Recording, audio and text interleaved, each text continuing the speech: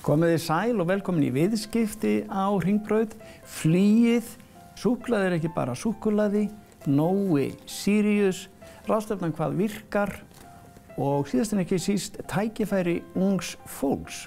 Þetta eru málanna í þessum þætti. Ég ræði við Finn Geirsson, framkvæmdastjóra Nói Siriusar, þetta síunga 99 ára fyrirtæki sem af eldmóði er með stöðuga vöruþróun og framleiðir yfir 400 tegundir sælgætis. Hörður Ægisson, ritstjóri markaðarins á Fréttablaðinu, ræðum við með lífróður Vá. Og þá kemur Rósbjörg Jónsdóttir, ráðgjafi og fulltrúi SPI hér á landi og ræðum við með alþjóðlegu ráðstefnuna What Works eða hvað virkar sem í Hörpunni eftir helgi. Nú að venju lítum við inn í Kauphöllina Nasdaq Æsland og skoðum gengi hlutabréfa, en við byrjum á Herði Ægisinni, ritstjóra markaðarins á Fréttablaðinu. Velkomin í þáttinn. Takk. Já, það er náttúrulega sagan endalausa eins og þetta hefur verið orðað og Skúli orðað það reyndar sjálfur. Það er Vá. Það er komið örulega stundu. Já, loksins. Eftir líklega 8-9 mánaða umræðu stöðu Vá þá erum við núna á næstu dögum má fullyrða að nálgast niðurstöðu í þessu dauðastríði Skúla. Já. Og það eru tveir valmöguleikar í stöðunni. Eins og greint verið frá í fjölmiðlum Skúli ásamt ráðgjöfum sínum, Arctica Finance og eins Arion banki með aðkoma að því að reyna á mettíma, mætti segja, að reyna að safna 5 milljörnum króna samhliða því að skuldabréfendur Vá og aðrir lánardrottnar afskrifi skuldir sínar að stærstu hlut og umbreytið með hlutafé, 49% hlut. Og samhliða með því mun þá sá fjárfestir eða fjárfestar sem leggja félaginu til fjármagn takist það eignast 51% hlut í félaginu. Og hinn möguleiki sá, eða þetta tekst ekki, að þá held ég að megi fullera, þá séu dagar félagsins taldir og félagið fer bara í greiðsluþrot. Þá vil ég nú kannski taka þann bolta og það er þessi kerfisáhætta. Þið hefur nú verið að flytja fréttir af því. Það er nú fyrirtæki sem heitir hvað Reykjavík Economics sem hefur verið að búa til skýrslu og þið birtuð frétt það að það er sko Vá með gjaldeyristekjur bæði beinar og óbeinar í gegnum efnahagskerfið að búa til 120 milljarða í gjaldeyristekjur. Nú, fólk spyr sig að því að fórna minni hagsmunum fyrir meiri og spyr sig að því á hverju er ekki sett inn fé í félagið til þess jafnvel hið opinbera. Já. Það er bara skatthökunar, Hörður, sem ríkisstjórnin hefur verið tiltölulega skýr með það eins og við heyrt í máli forsvarsmanna Bjarna fjármálaráðherra og Katrínar fjármálaráðherra að það standi ekki til að setja beint fé inn í reksturinn. Og nú hefur bandaríska fjárfestingarfélagið Indigo Partners eftir að hafa skoðað félagið í liðlega 3 mánuði tekið það afstöðu að labba frá því að setja peninginn í það. Þá spyr maður sig hvort að það séu til aðrir fjárfestar sem til að setja pening á þessari stundu. Það þýðir ekki bara að kasta góður peningum eftir slæmum, það liggja skýrt fyrir að félagið geti lifað til langframa á því viðskiptamódeli sem rekur sig. Já, en það má líka spyrja sig þá að því, Hörður, að þegar það er búið að afskrifa, það er sjálfsagt eina leiðin til þess að félagið lifa af. Já, ég spyr mér samt aftur að því, væntanlega hefur Indigo Partners líka, þeir voru vel meðvitaður það að þeir hefðu getað þvingað held í skuldabréfendur og aðra lánardrottna til að afskrifa allt og síðan sett pening í það. Aftur þeir ákveða að gera ekki. Það er svo sem ákveðið. Mér finnst það að vera svona sterk vísbendingum og það eru auðvitað skipta skoðun á því hversu mikla fjárhæð þarf inn í félagið. Icelandair sjálfur mátuðu þannig helgina að þyrfti 80–90 milljónir dollara á meðan að þessar áætlun gerir ráð fyrir rúmlega 40 milljónir dollara. En engu að síður það verður farið alltaf vestaveg. Það verður líklega þungt högg til skemmri tíma litið sumarið, það verður erfitt, það er slæmt þessi niðurstaða verður núna 1 mánuði fyrir sumarvertíðina. Öfugt það að þetta hefði gerst í nóvembermánuði, þar sem önnur flugfélög, Icelandair og önnur erlend flugfélög, sem ekki gleyma því að það eru 26 flugfélög sem fljúga til og frá landinu í sumar. Og þau munuðu þetta í fyllingu tímans, fylla í skarðið, væntanlega verður eitthvað samdráttur í sumar, en ég held nú, það er mín tilfinning svo að það muni, þetta verður nú komið önnur flugfélög og fyllinni þegar það er augljóslega eftirspurn eftir Íslandi. Já, en það má kannski líka segja það, við verum að tala um þetta högg sem við verum að ræða þessa kerfisáhættu. Og vegna þess að maður ekki gleyma því, ég hörði líka að það eru hótelin og ýmislegt, það er mikil uppbygging á hótelum, það er svo margt sem liggur undir. Það eru hótel og bílalegur og veitingastafur annað og þetta byggt á þessu mikla vexti í WOW sérstaklega undanfarin ár, þá er þetta búið að hafa mörg fyrirtæki sérstaklega sem geira og bara í afleitum geirum, bara byggingar, bransanum öðrum, teiknaði fjárfestingaráform byggt á ákveðnu vexti í ferðaþjónustunni sem mögulega er ekki að fara að ganga eftir. Það verður þungt högg, bæði þessi fyrirtæki og mögulega fyrir fjármálakerfið. Þannig að við skulum ekki gleyma því að WOW er í dag búið að raun og verið helmingast. Já, það finnst mér líka að vera þeir voru með mest var, voru með 20 vélar að fljúga. Í dag eru með 9 vélar í áætlunarflugi. Þannig að mörguleyti má segja að við erum byrjuð að taka á okkur þetta högg. Eins og við sjáum bara í fyrst tölum í janúar og febrúarmánuði, þá hefur ferðamyndir Íslands fækkað líklega 7% á milli ára. Þannig að Og ferðir með WOW í febrúar voru eða farþegar með WOW voru 43-4% færri núna í ár heldur en í fyrra. Og eflaust hefur náttúrulega öll þessu umræða sem við höfum verið að tala hún hefur kannski líka til þess að fólk hefur dregið úr bókunum. Tvímælalaust gríðarlega skaðleg áhrif og þess vegna eins og hefur verið nefnt af öðrum þess vegna sætti það undrun hversu lengi þessar viðræður stóðu yfir við Indigo Partners af því að vera í 3 mánuði í fréttum dagblaða, nánast daglega að félagið sé að róa lífröður. Það hefur neikvæð áhrif á bókanir félagsins, alveg eins og það verið að segja fréttar því að stór vistabanki væri að róa lífröður, fólk væri ekki leggja fjármunni í þannig banka. Það myndi fyrir ekki að fara í bankan og taka. Þannig að í raun og veru að segja það er búið að vera svona hægfara eða bankaáhlaup, ígildi bankaáhlaups á WOW undanfarna mánuði. Já. Ef við svona horfum kannski á aðrar viðskiptafréttir, þessi þáttur nú reynda tekin upp núna rétt undir hátíð á þriðjudegi.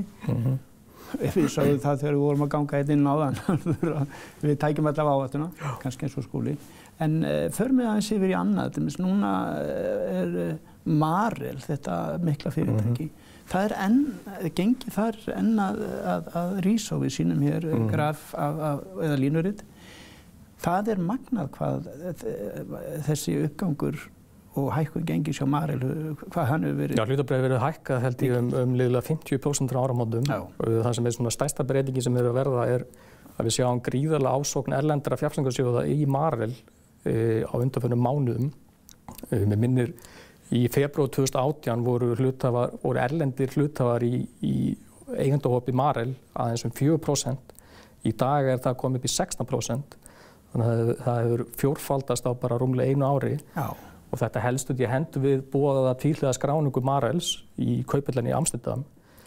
Og það mun, og þetta verður bara aðdragandinn að því, það mun auka áhuga erlendra sjóða á félaginu og það er byrjað. Já, maður sér þetta. Er það örstutt í lokin? Þarna eru líka eignabreytingar, eða eigendabreytingar getur við sagt, í HS Orku. Já. Aðeins það? Já, það er stór tíðindi. Við greindum frá því í markaðanum í liðinni viku að það væri 3 fjárfestar sem hefðu skilað skuldbundnu tilboði í 54% hlut í HS Orku sem er eina orkufyrirtæki í Íslandi sem er eigu einkafjárfesta og núna í vikunni var tilkynnt að ástralskur sjóður sem sérhæfir sig í fjárfestingum í endurnýjanlegri orku og innviðafjárfestingum hann sé að kaupa hlutinn af kanadíska álfyrirtækinu Innergex fyrir $305 milljónir, liðlega 37 milljarðar íslenskra króna sem verðmeti þá fyrirtækið á 70 milljarða. 70 milljarða, já. Og það eru stór tíðindi að HS Orka er meðal annars eigandi að 30% hlut í Bláa lóninu. Þannig að á þessum tímum sem er mikið að neikvæð umræða visslífinu þá er þetta stór frétt. Heyrðu, en tíminn hann er floginn frá okkur og við sjáum hvað setur með framtíð WOW, en það er örlagastund eins og þið hefur sagt. Kæra þakkir fyrir komuna. Næst er það auglýsingar, en farið ekki langt. Hér á eftir Finnur Geirsson, forstjóri Nóa Siriusar og Rósbjörg Jónsdóttir, fulltrúi SPI á Íslandi. Velkomin í þáttinn aftur. Við lítum sem snöggvast inn í Kauphöllina Nasdaq Iceland og skoðum gengi hlutabréfa.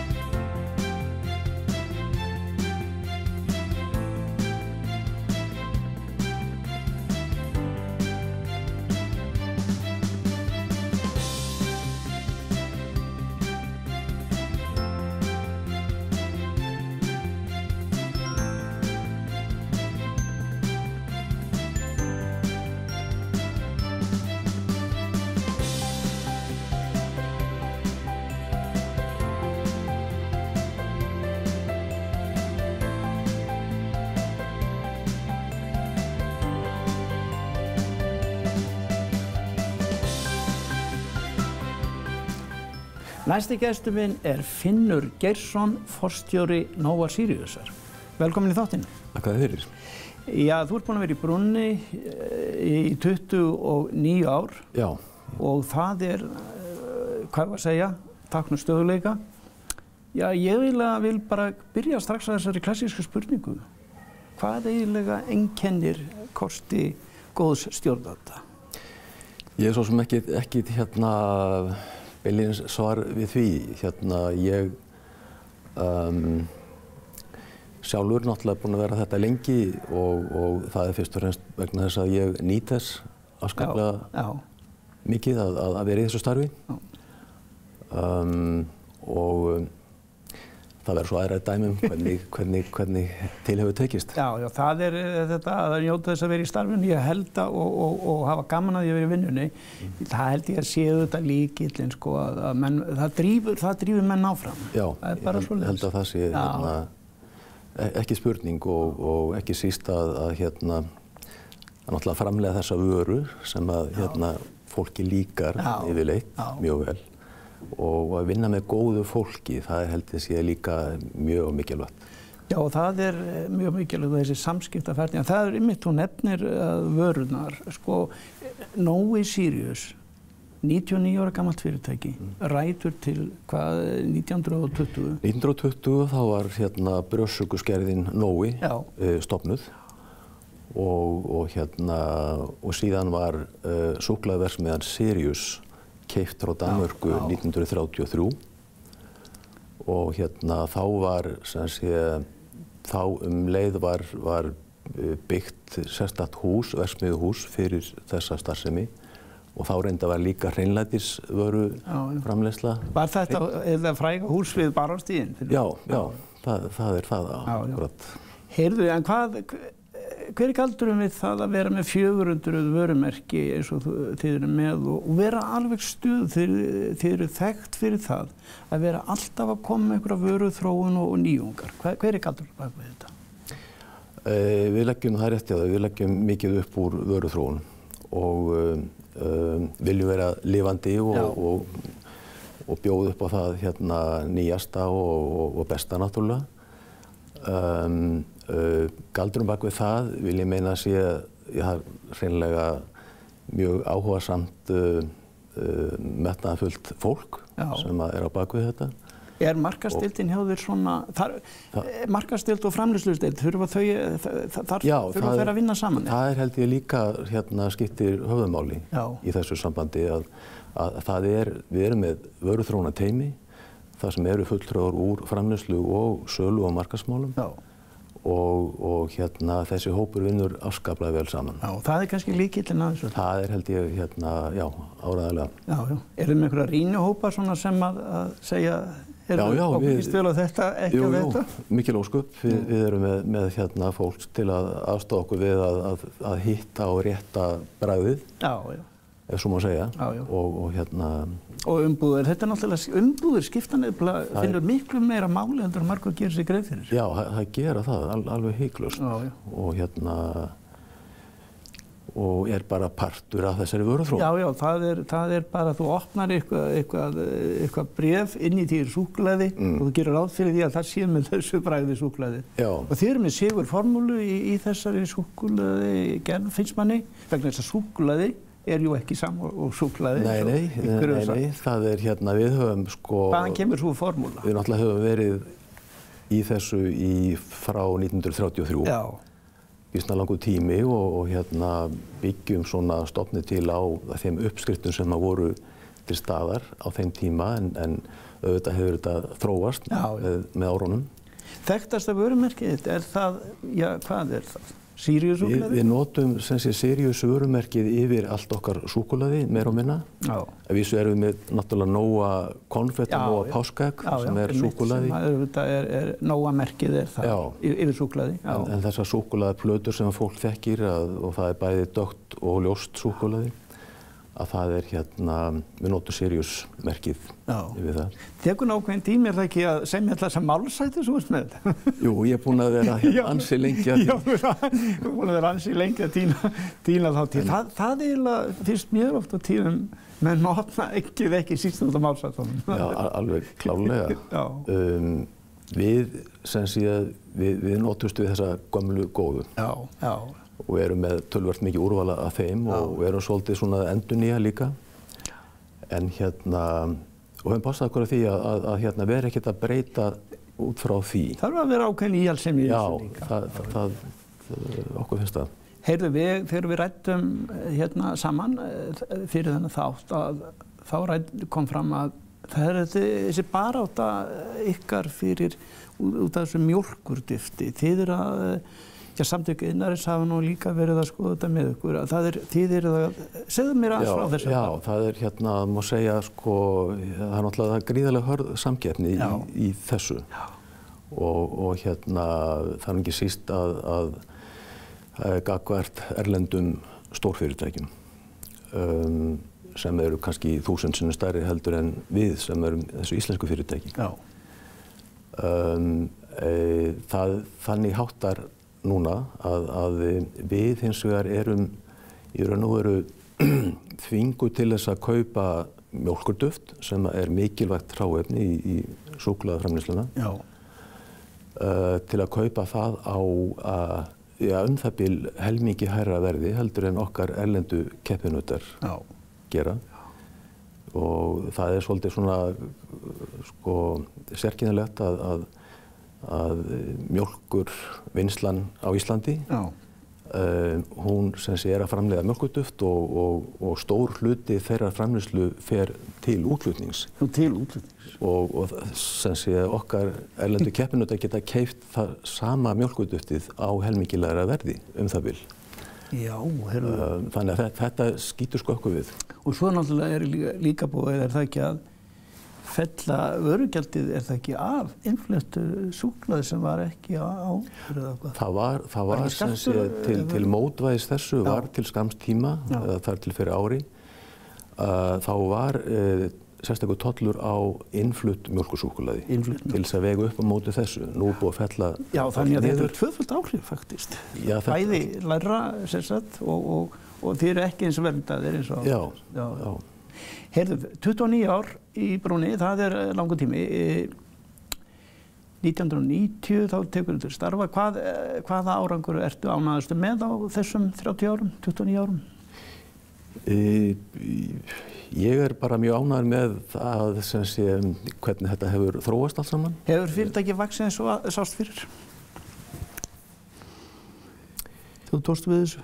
Ég held að megi segja það. Ég er bara ánægður með árangurinn. Þetta er nokkuð langur tími og ýmislegt gerst á leiðinni. Mitt fyrsta verkefni þegar ég tók við var að finna nýtt húsnæði fyrir starfsemina. Upp á Hestálsi. Það er fyrst með glæsilegt húsnæði. Og virkilega gott húsnæði og gott að vera þar. Og það var heller en átak. Já, ég get ímyndað mér það. Það er líka stækkað eitthvað eða ekki? Svo hefur stækkað bætt við húsnæði þar. Við erum núna í rúmlega 8.000 fermetrum og erum að fullnýta það húsnæði. Já, ég held að þetta er náttúrulega stórkostlegur árangur líka að vera með þessa miklu vöruþróun og alltaf að vera að bæta sig. En örstutt í lokin, það er spurning, eru við Íslendingar, eru við sælgætisþjóð, einhver meiri með sælgætisþjóð heldur en nágrannaþjóðir? Ég held að þessu orðum aukið að við auðvitað okkur líkar vel gott súkkulaði og sælgæti en ég held að það gera fleiri og þannig að það er ekki... Að sé það líka bara, finnur þetta maður að ferðast erlendis, það eru þessi nammibaðir eða hvað þeir heita Já, mikil óskup þar sem að fólk mókar upp úr til þess að njóta, já. Heyrðu, þetta er komið á okkur, þetta er stórglæsilegt farsæll árangur hjá þér í 29 ár. Finnur Geirsson, forstjóri Nóa Siriusar, kærar þakkir fyrir komuna. Takk fyrir. Næsti gestur minn er Rósbjörg Jónsdóttir, ráðgjafi og fulltrúi SPI á Íslandi. Velkomin í þáttinn. Kæra þakki fyrir að taka móti mér. Já, SPI, alþjóðleg samtök, þú ert fulltrúi þeirra á Íslandi. Mikil ráðstefna sem ætlaði að halda eftir helgi. Já, takk fyrir. Já, þetta stór verkefni sem við erum með, en SPI stendur fyrir Social Progress Index sem hefur með félagslegar framfarir að gera. Já. Og þarna erum við að koma saman til þess að skoða hvað það sem virkar til þess að byggja upp gott og aðlaðandi samfélag. Já. Nú það koma margir gestir á þessar ráðstefnu, ekki satt? Jú, við eigum von á einhverjum 150 boðsgestum frá næstu 30 þjóðurnum. Já. Og samhliða þessu megin efni sem við tökum fyrir, þá bjóðum við upp á 4 mismunandi hliðarsessjónir líka. Já. Nú, jafnréttismálin, ég sá það að þau verða þarna ofarlega að baugi og ekki síst að þá sjá allir útlendingar það þannig að jafnréttismál á Íslandi eru í svo góðum málum að þess vegna sé rétt að halda ráðstefnur á Íslandi. Þau munu setja svip sinn jafnréttismálin á þessu. Þau munu gera það, já, klárlega. Enda mikilvægt málefni, jafnrétti á alla vóga, milli kynja og fólks, öllum stöðum. Já.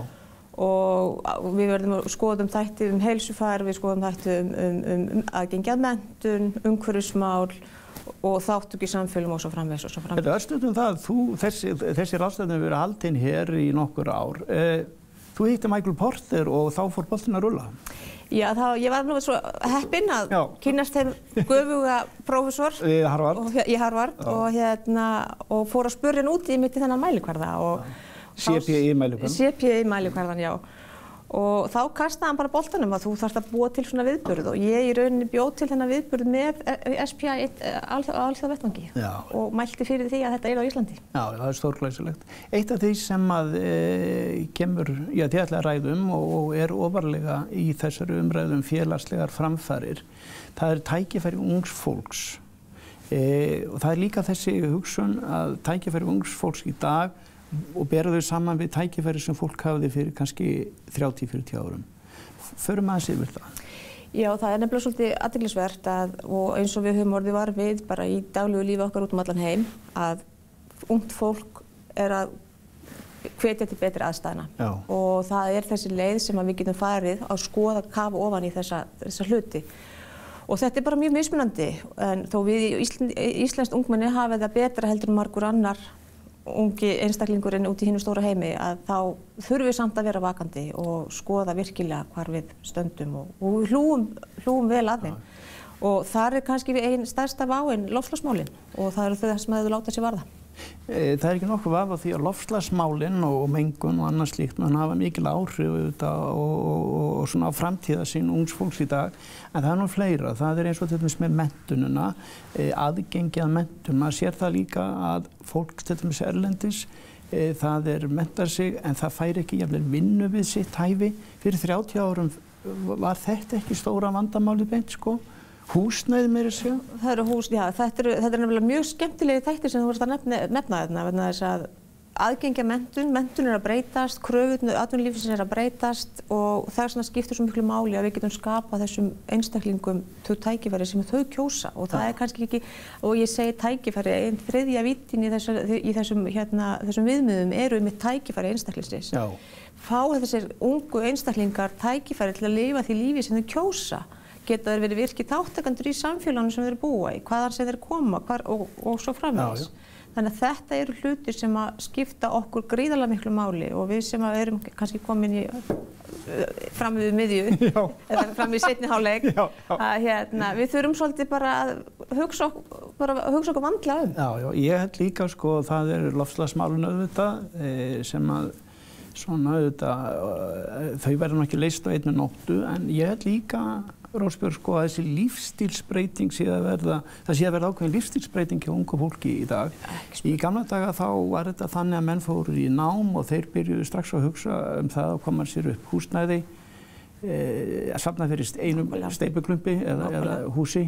Já. Núna hugsanlega er svo breyting að verða að fólk sé að lifa lífinu öðruvísi og leggja minni áherslu á það að lífið gangi út á að eignast húsnæði. Þetta er alveg hárrétt og ef maður hugsa líka bara á það er auðvelt að ferðast á milli landa, það er auðvelt að vinna þína vinnu, þau verkefni sem þú tekur fyrir hvar sem þú ert í heiminum. Unga fólki það bara byrjar á því að skoða heiminn áður það byrjar að giftir sig eða búið til börn eða hvað við viljum, allt þetta. Þetta bara allt einhvern veginn bara svolítið öðruvísi. Og það bara breytt svið. Nú Ísland skora mjög hátt á þessu mælikvarða SPI mælikvarðanum, erum við ekki í félagslegum framförum. Við erum alls að skora hátt virðist vera og þess áttar. En þetta verður athyglisverð ráðstefna hjá okkur í Hörpunni eftir helgi og bara vonandi gengur hún vel. En þetta komið hjá okkur, Rósbjörg Jónsdóttir, kæra þakki fyrir komin. Bara kæra þakki fyrir að taka móti mér. Fleira verður ekki þættinum að þessu sinni. Við sjáumst eftir viku. Verið þið sæl.